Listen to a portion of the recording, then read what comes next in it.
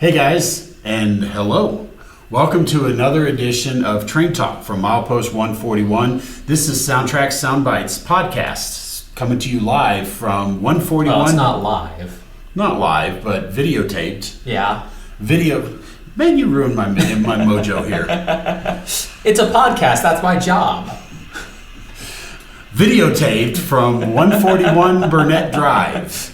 If many of you guys are also familiar, 141 is also our DCC manufacturer ID. So there's a lot of tie-ins to that 141 address. Yeah, so if you ever need to identify who made a decoder, CV8 will tell you that. Our specific code is 141. That is correct. So if CV8 on your decoder reads 141, you're using our decoder.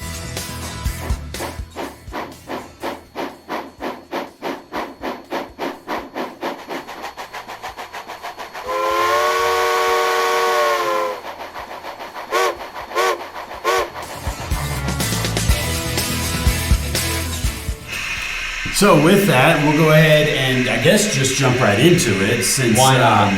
Since we kind of since I was rudely interrupted by the safety valve on my large Prairie here. I was going to say I was ruined by the giant safety valve that's sitting right here in my mojo in my opening. I had this whole speech in my mind planned out. Well, too bad. This is a podcast. Get used to it. So, well, anyway, as many of you guys know, this is a podcast where we talk model trains and kind of talk about some new projects, things like that we're working on. And we've got some new projects here to share with us. Well, in my case, it's a somewhat older project. Yeah, you've had that around for a little bit. You've been operating on my layout for a little while. So let's go ahead and I'll let you start with that one. Alrighty. And let's untangle the cord here so you can show it off. Certainly. And then we're going to get the camera 2 over here. And we're going to have it, I'm going to do my best camera work that you've ever seen. I hope that is sarcasm. We'll find out, won't we?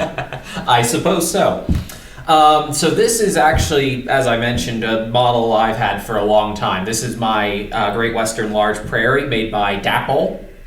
I bought this, 2 years ago? Something like that. It's actually, I already did most of the work on it.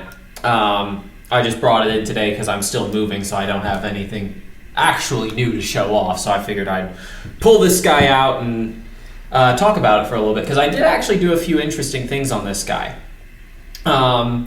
So with the Dapol Large Prairies, what they've actually done is there's a Next 18 socket in the smoke box right up here. I don't know if you can get a good angle on that. Oh. So right in here is actually where the decoder sits, as does the speaker. And it's on a neat little pull-out tray, which you can actually access just by popping the, if I can get my nail under there, popping the smoke box door off. So you can see everything lives in there. You can't really see that much from that angle. But the decoder and the speaker, and I've actually fitted a Iowa Scaled Engineering energy storage device to it. Little dual cap just to help, because it's obviously a small wheelbase. It only has 6 wheels to pick up with, the 6 drivers. Oh, you don't pick up anything from the pilot and trailing truck? No, they're just electrically neutral. Okay. But what I did that's actually really interesting on this one is the way Dapol has their Next 18 motherboard set up. There's a couple of LEDs in the firebox of this model. I don't know if we'll be able to pick them up on camera. Ghost train. You don't have any figures in there. Shush. I know. I need to get some. No, it's not picking it up on camera. Oh well. But there's a couple LEDs in there. And the way Dapol has them set up is they're just sort of doing this. They're not actually flickering. Okay. So I modified their motherboard to bring them under the control of the decoder. And with that, I then used the decoder to set them up to actually do the firebox flicker effect. So that's pretty neat, although you can't obviously see them on camera, unfortunately. We saw them in our mind. Let's go with that. Sure. I may try and grab some B-roll later. Okay. With the lights off. Yeah, I was just saying we can probably them. include some B-roll in the dark. But this locomotive, because it's using the TSUN18, I don't have access to the Eco UK sounds, which means I don't have the actual GWR whistle. Okay. But what I've done is actually the PRR Banshee is fairly close. Okay. So I'm actually using the PRR Banshee whistle here. Okay. And to the uninitiated, it would sound close enough for government. It's a skosh deeper than the GWR whistle would be. Okay. But it is quite close. They're both single chimes. They both are relatively high pitch. Gotcha. And as you can see, as with all my models, I have it set up for with a lot of momentum and braking and all of that. Yeah, you definitely want to do that. Yeah. Helps smooth out the operations a little bit more. Yeah. Makes it so I'm not taking 5 minutes to do all my switching on your tiny layout. Well, here's a question for you. I know in the UK they use a vacuum system instead of an air. So on the Tsunami2, you do have the vacuum pump sound. That is actually an option on Tsunami2 is vacuum brakes. Okay, so how does that work? How does the vacuum pump work on this? Is it separately controlled, or is it run off of like a steam pump, or how is it? I was sort of going into it a little bit on the previous episode with my Standard 2, but effectively there is a line running between all the cars. You know, I'm just going to couple these two up for demonstration purposes. Oh, you're gonna lose value in my. You've reduced the value of my car now. Too bad. Because I've attached it to that unclean UK stuff. We clean our locomotives better than the U.S. ever did. Have you seen the prep procedure for one of these? Yeah, well. One time I actually stood. If you've ever been to the Swanage Railway in the UK, a little bit down the road from their depot, there's this nice little almost park where you can overlook their engine maintenance facility. Okay. And I actually stood out there one morning when I was over there, and I watched them. They had people with rags, and they were wiping down the entire engine. Ah, pretty nice. Yeah. But I mean, I kind of get the feel of how it works in the train. Yeah. I was talking about on the engine itself. Yeah. So with vacuum brakes, you obviously have the line, but instead of increasing air pressure to release the brakes, you actually create a vacuum to release it. So when there's a vacuum, the brakes are released, and then if the line breaks for any reason, the vacuum, the air escapes into the line, thus reducing the vacuum and applying the brakes. Okay. And what they have is they have two ejectors. There's the small ejector and the large ejector.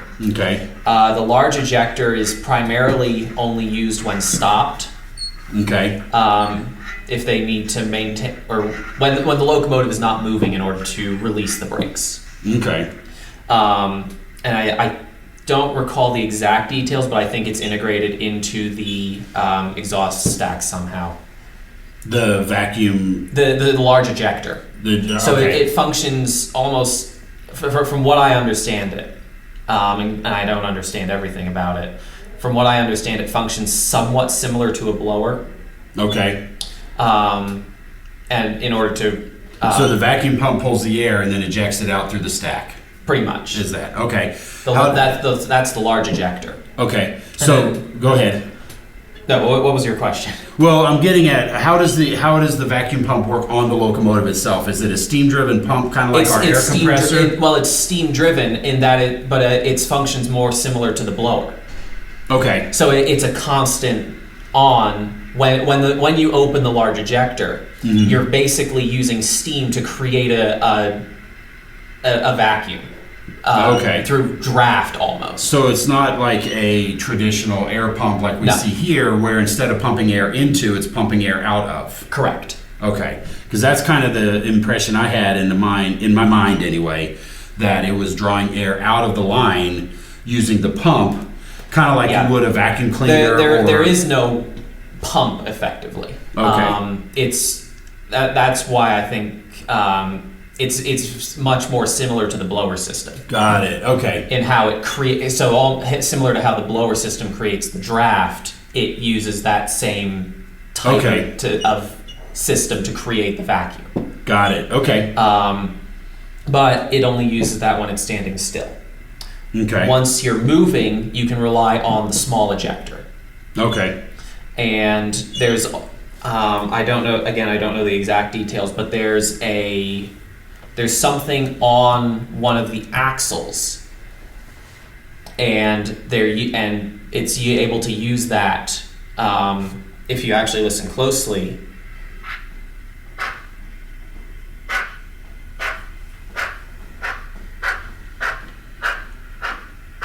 on one of the chuffs, you can hear there's almost an extra release right there. Okay.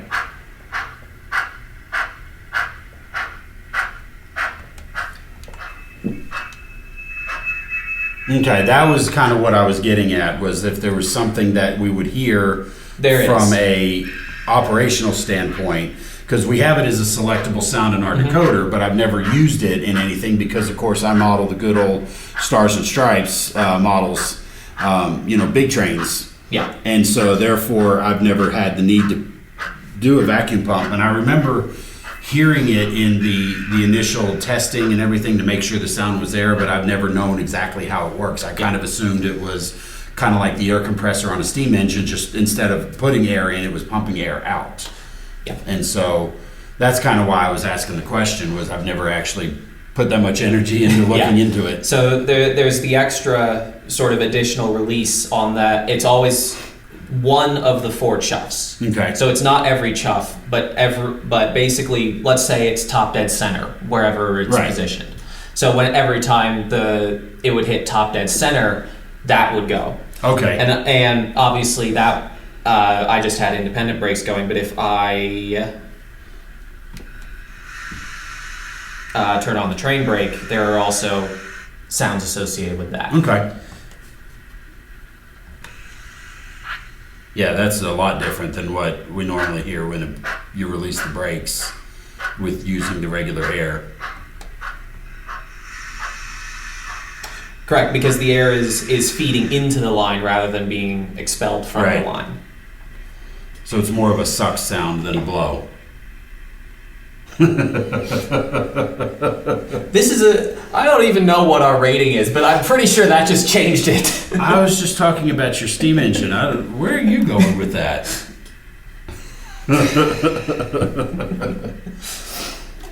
Known you too long.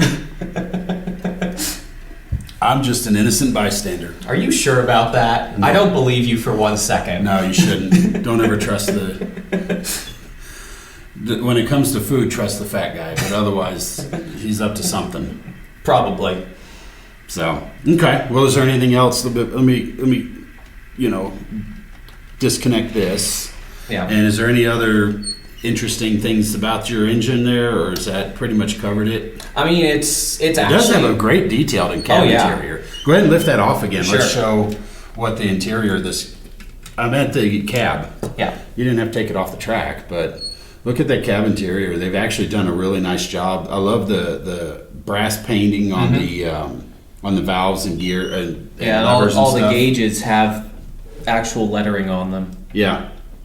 Pretty impressive. Actual markings. Yeah. Do they work? No. Slackers. You'll have to take your complaints up with Dapol on that one. Yeah, well. But no, that's a nice looking model. Yeah. And I know you've run it on my layout several times. Oh yeah. Come over and operate, so. This is my go-to locomotive because it's probably the single most reliable locomotive I have. It has been everywhere. It's been to Athabasca. It's been to your place. It's even a couple times. It's been on the local NMRA group modular layout. Okay. Cool. Well, that's a sharp-looking engine. Yeah. Even though it's European, I guess I'll give it a thumbs up. But you got to weather it a little bit. No, they clean their engines every day. Well, I know. Didn't you just hear me? I did, but what my point is the inside of your stack is perfectly clean. True. And I guarantee you they're not wiping the inside of the stack. So, and the soot would build up enough that there would be a little bit, just a little too clean. Yeah. I may end up doing that someday, but We'll have to teach you how to airbrush. I know how to airbrush. I just don't have one with me. That one's still in Illinois. Oh, gotcha. Alrighty. Well, I guess we'll go ahead and quickly show off what I've got, because we spend a lot of time on that. But what I've got here, let's see. Oh, you took my address off. Oh, I didn't hit the recall, did I? No. So this is a Missouri Pacific. It's one of the cars that was built for them by the ICC, the International Car Company. And this is an offset Wide Vision. Now, when the ICC was building cabooses for people, or for the railroads, they had various different configurations they could go with. Mm-hmm. And of course, the Missouri Pacific chose the less common version. Yeah. You know, where the cupola's on the offset side. So this is actually a Shapeways kit. Really? Yeah. So first off, let's do a moment of silence for Shapeways. But I had bought this kit, and it's what it is you buy the ends, the sides, the roof panels, and the cupola, and it's designed to fit on an Atlas car, an Atlas caboose frame. And so I had bought this a while back, and I'm thinking probably, heck, before the world ended, quite frankly. It's how long that thing's been sitting in my shelves. Anyway, so somewhere around March, I got the idea that, you know what, I'm going to build this thing. I've had it for all this time. I already did the hard part. I spent the money. But when I opened the kit, my cupola had like a caved-in roof. So I ordered a new cupola, and to help offset the costs, I went ahead and shipping cost, of course. Yeah. I went ahead and bought an interior kit for this car, and then I bought a 69 Dodge Challenger. If any of you guys, let me know in the comments if you know what that's in reference to. But anyway, so I bought all this stuff up and started putting it together, and I found out the kit was a lot easier to put together than I anticipated. Okay. It was an injected plastic, and then I glued the sides together, and they pretty much just went together. I had the basic body of the car built in an evening. Okay. And I left the roof off for a little while, painted up the interior, painted up with like a green color. And painted the inside walls, and then painted the outside. Now, the outside paint is one of those interesting things that I actually bought like 6 different colors of red till I found the one I wanted, and even then I mixed. And the reason for that is because the Missouri Pacific would buy their cars in a traditional red. Yeah. And they were that bright caboose red. That was the color. But there was something about, and I don't remember exactly, it was having to do with either the chemical they were using to clean, or it was sun fade or something about that, but it turned the paint orange. And I've heard it was the chemical that they were cleaning the cars with. And so over the time, the cabooses on the Missouri Pacific would turn more of a reddish orange. And being the fact that I didn't want this one to look like it was fresh out of the shop, I went and searched for a whole bunch of different colors. And I ended up using a mix of True Color Red with some CN Orange. And so that's why it looks like there's a little bit of an orange tint to it. Yeah. So that was a really, and I love the color. I mean, the color turned out great. So I'm real happy with that. But the end railings and everything on the end are just off the Atlas kit. And the underframe and everything is actually just the Atlas caboose. It's their traditional Wide Vision. But what I did, and I'm going to grab this other camera here to kind of show a little bit closer, but I had actually gone in and cut out the steps and used etched metal to do the step wells. So that is in here. And the other thing I did was I put the lights on the end.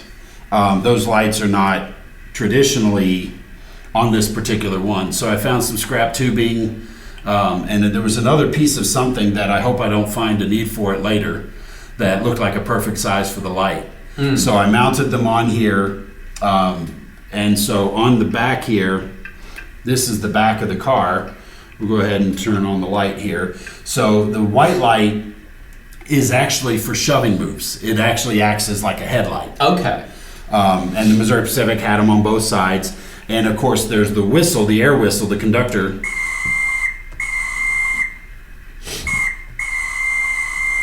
Of the SoundCar, because of course I had to put a SoundCar in it. Of course.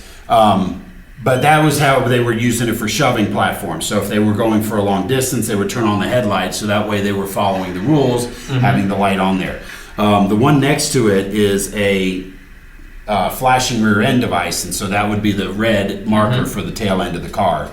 And so, like I said, I scratch built those out of some tubing and some pieces I found on the on my workbench. And like I said, I hope I don't find what they were used for originally.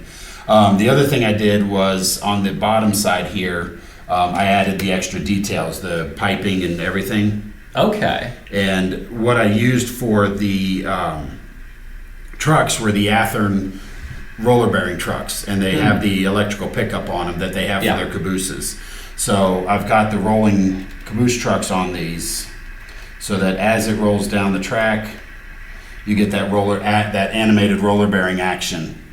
And that's one of the things I've actually been in the process of converting a lot of my locomotives, or I'm sorry, not locomotives. What am I talking about? My rolling stock. I've been converting everything to a semi-scale wheel with the rotating axle caps. Just because I feel like, first of all, I've got a fairly small layout. I mean, I don't have that much rolling stock on there, so it's easy to convert all of that. But the other thing is, and I showed this to you the other day, we did watched some of the Missouri Pacific training videos from their Missouri Pacific DVD set that you can get at the MPHS. And I would watch, one of the things I love watching about it, and I was telling you that when we were watching it at the time, is looking at the cars, because the date on that video was 1977, which is the year before I modeled. Yeah, so we, at one point we were discussing auto racks and whether or not they would be, closed-sided with a roof, or whether they'd be open-sided, or whether it's closed-sided without a roof, or... Yep.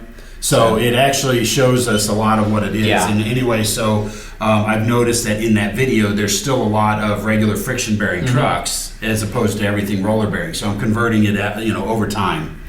But anyway, so I've been having fun with this, and if any of you guys are at I don't remember exactly when this will air, so hopefully if you're at Greeley at our Colorado RPM meet, you'll be able to see this.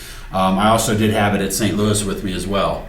So we'll take it and show it off, and I'm pretty happy with the way it turned out, but now I want to buy another one, but with Shapeways' demise, I don't know how to get the car sides again, because the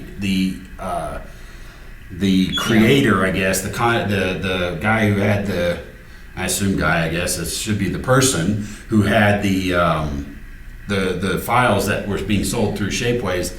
I don't have any idea how to get a hold of them, because I had put a couple of emails saying, hey, can you let me know how to do this, or where I can get this now that Shapeways is gone, and then now the forum's gone.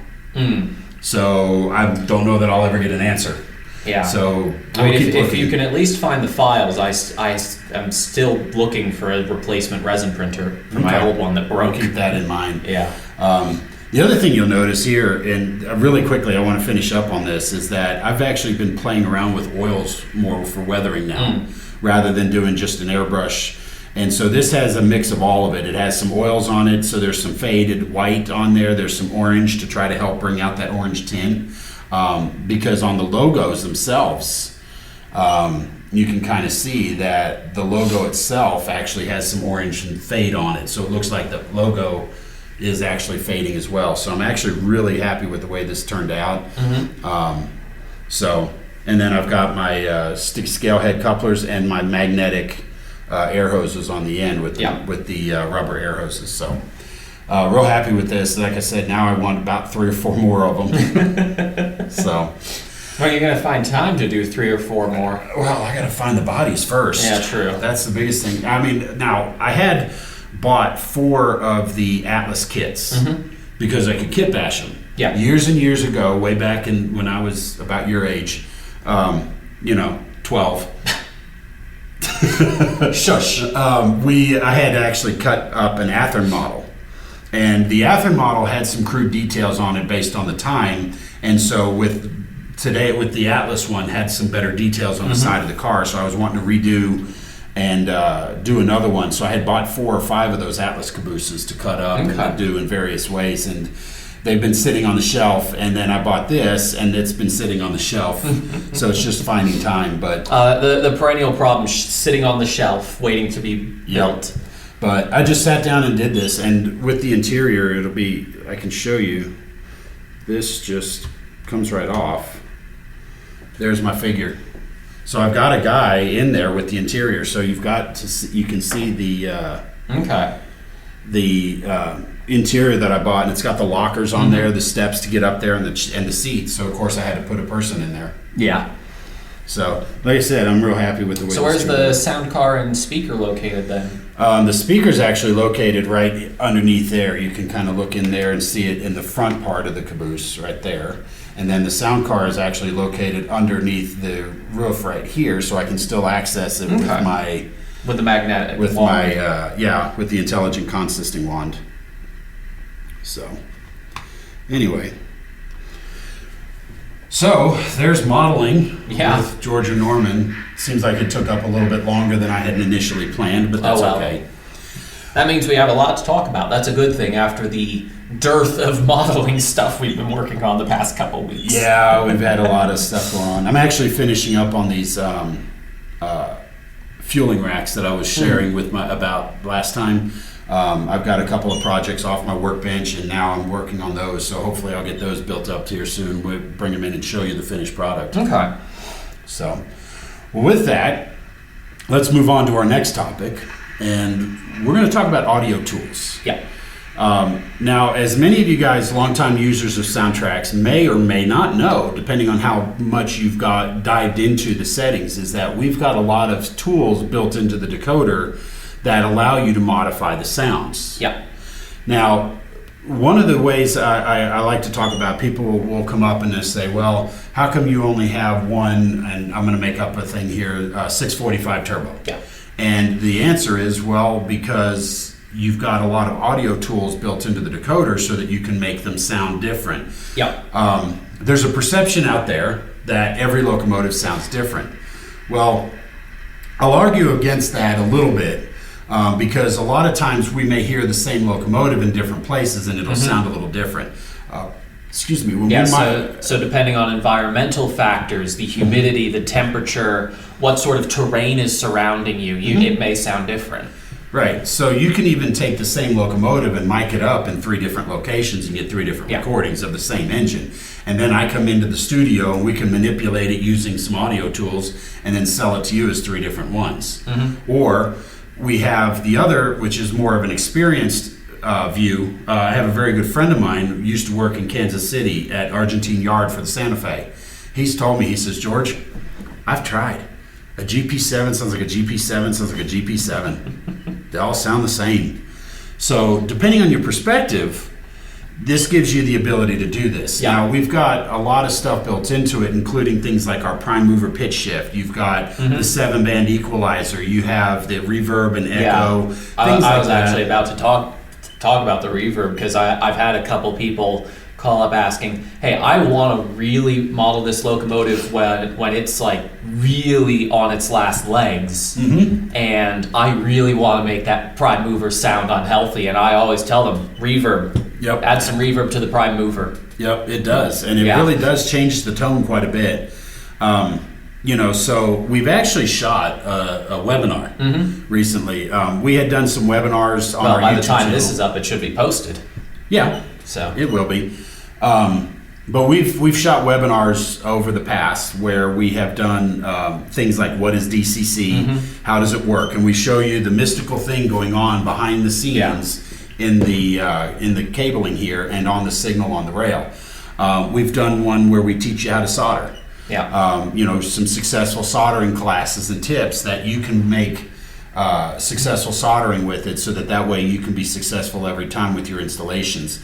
And a lot of other topics, including one of my favorite ones to refer people to is our consisting video. Webinar 14, because it shows you the ins and outs of how to build your locomotive and your train so that you can run multiple units more realistically together, rather than just simply pushing add this and add that. and the trailing units never get any of the function commands and all the great features that we built into the decoder.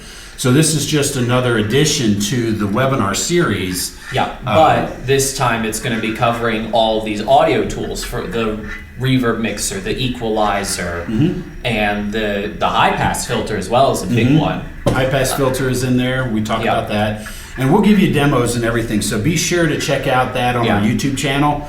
Go to SoundTraxx.com. You can click on the YouTube icon, or you can go to YouTube.com and search SoundTraxx webinar, and you'll see the list of all the different webinars that we've done over the past. Because we'll dive a lot deeper into what we're talking about today. And it's just another way that we give you a tool that you can actually correct. So that begs the question then: how have you set that up on this model? I haven't. Oh, you haven't done that? I haven't done anything. It's literally stock out of the box. Other than I selected the air whistle that matched the MP, put an address on it, and selected the lights. Right, because this is still fairly new. But this is fairly new. Like I've spent literally 5 minutes doing it and doing the last minute programming for this. But now all of my other locomotives, every one of those before it really goes into operations, I do that as part of my initial setup. I'll go in and set up the equalizer, add reverb and echo to the air whistle, or to the, you got me saying air whistle now, to the air horns and things like that. So I definitely do add that in there, and I talk about that in our webinar class. So again, be sure to check that out. And guys, don't be afraid to try this stuff out. Experiment with it. If you don't like it, you can always undo what you did by setting the settings. For example, when we talk about the equalizer, you have 0, which is off, or you have several presets, and then a value of 7 turns on the user adjustable. Yeah, and that's actually what I do on this one. So how do you normally set your equalizer then? I usually just do it by ear. So I'll have my prime mover running, and then I will turn on user adjustable, and then I'll boost and cut each frequency until it sounds good to me. Then I'll blow the horn just as a listen in and hear it. So it's really a trial and error type thing, and that way also no two locomotives sound the same because the speakers may be mounted differently. For example, the speaker here is essentially fully enclosed. I mean, quite frankly, it's a little bit muffled because there aren't any open windows or anything like that the sound would be emanating out of.